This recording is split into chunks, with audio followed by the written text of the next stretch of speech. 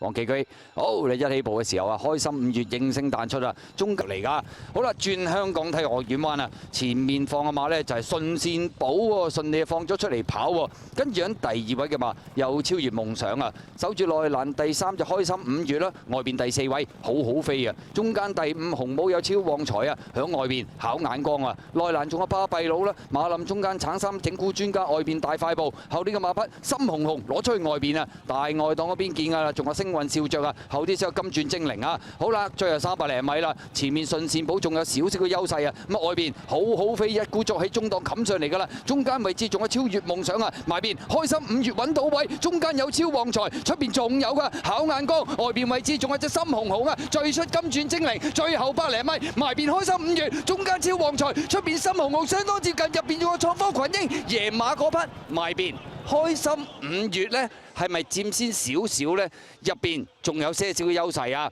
外邊深紅紅係10號，中間超旺財，咁啊最入黃衫創科群英，外邊金鑽精靈都有份衝喎。究竟邊隻到終點先啊？到終點先係2號開心5月。